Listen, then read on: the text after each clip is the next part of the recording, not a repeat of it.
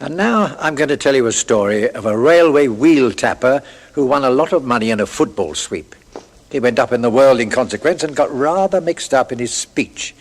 If anybody asked him what he used to do before he won so much money, his reply was, I was walking up and down the railway lanes. Now, I haven't always been dressed up as posh as I am now. As some might say, I'm dressed up to the nines. 6 months ago, I worked quite hard at tapping railway wheels and walking up and down the railway lanes. Now, the tapping of the railway wheel is quite a touchy job, and for a rest and change one often pains. But it's not the tapping railway wheels that makes one really tired. It's the walking up and down the railway lanes. Well, from a passing train one day, a football coupon fell, a coloured sheet with funny square designs. So I thought I'd win some cash and fling my hammer to the winds and stop walking up and down the railway lanes.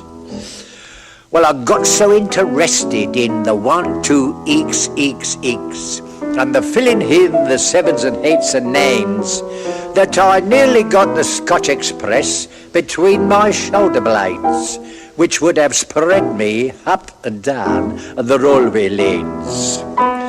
Now, my better half, she'd never hold with gambling like this here. If I overspend a florin, she just wanes.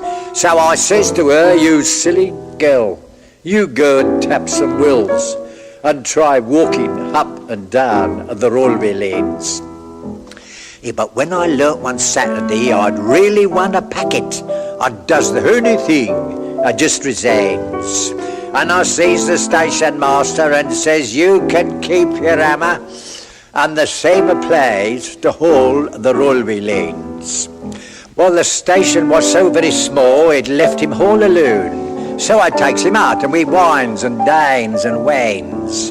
And it appears he felt so ill next day, he tried to tap some wills while they was running up and down the railway lanes. So now the station's closed and I just live a life of ease. But if ever for a change my soul it pains, I climb up in the signal box and listen to the whistles while the trains run up and down the railway lanes.